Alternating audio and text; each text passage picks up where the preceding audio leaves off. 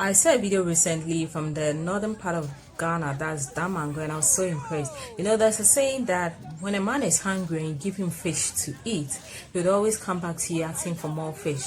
But when you teach him to fish, then now he has his own source of livelihood. Unfortunately, our governments, years after years, decades after decades, have only given us fish to eat because they see us as hungry babies, you know. So they wait when it's time for election, campaign times, you know, during festive occasions, especially during the Muslim festive occasions. They are presenting them with bags of rice, oil, cow, and all assorted just to fill their belly. For how long will you eat rice, cow, and all those things? So the youth, and it's like because we've been conditioned just to fill our stomach, whenever it's time for these festive occasions, the youth or whoever are in charge of those places are always looking for something to fill their belly, and gradually the youth is awakening, is rising.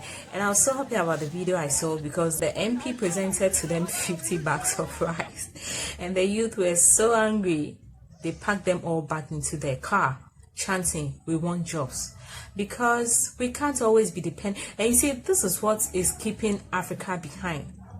I don't know whether it's because most people don't have money. Of course, the system is hard, you know, and from what I see, it's like the government intentionally sets the system so tight that people basically have to eat from hand to mouth. So it's like if they are in that position where other people have to give them food, and it's like, wow, this is manna from above. You have to depend on it. I remember those times when I was not enlightened so much. Most of the times when I'm visiting functionings, I don't eat because I'm like, there's going to be abundance of food and I'm going to fill my belly. You know, but as you're awakening, you become aware of yourself, begin to know yourself, realize that food is one of the cheapest things that can be given to a person. Because when you even look at the Bible, the story of Esau and Jacob, it was food that Jacob used to take the birthright of Esau and all his blessings.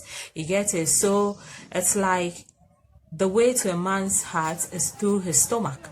And over time, this is what the politicians have used against the youth. You know, because like, wow, if I can give them food as they are eating, I'm getting access to their hearts and I can convince them to vote for me.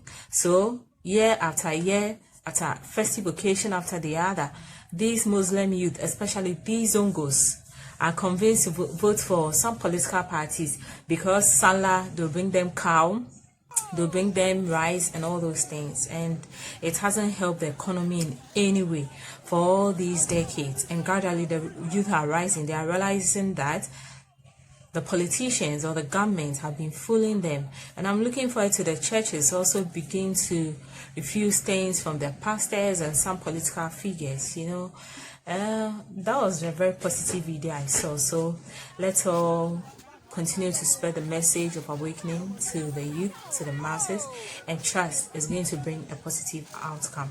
Long live the youth, long live Ghana, long live the Black race. Peace.